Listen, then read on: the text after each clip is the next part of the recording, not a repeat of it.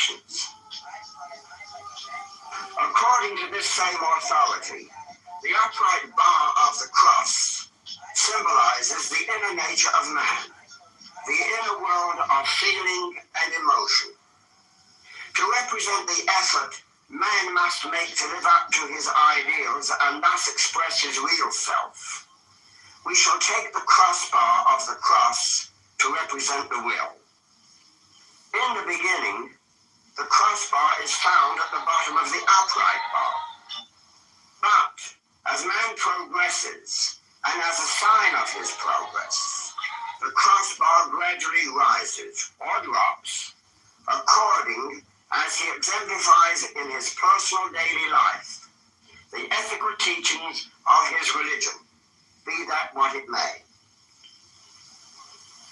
Dr. Stewart also wrote that the Egyptians knew of only one way to worship God, and that was to refrain from doing evil.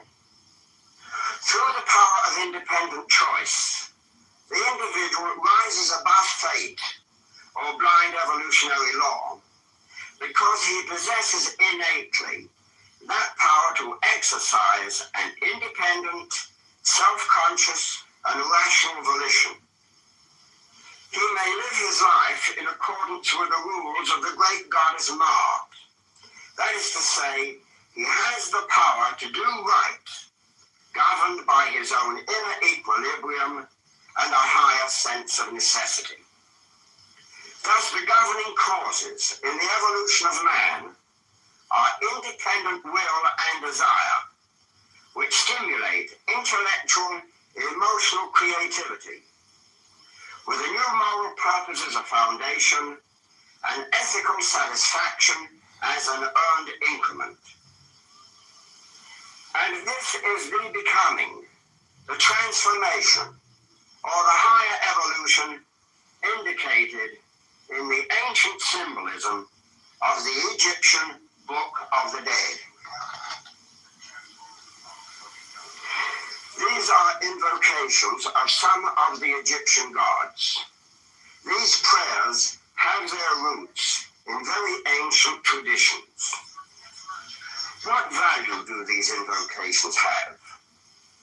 Only if they are used frequently and with sincerity and with purpose do they take on meaning.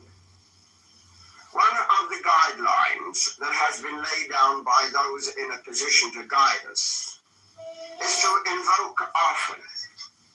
The second one is to pray with enthusiasm, with fervor, with energy.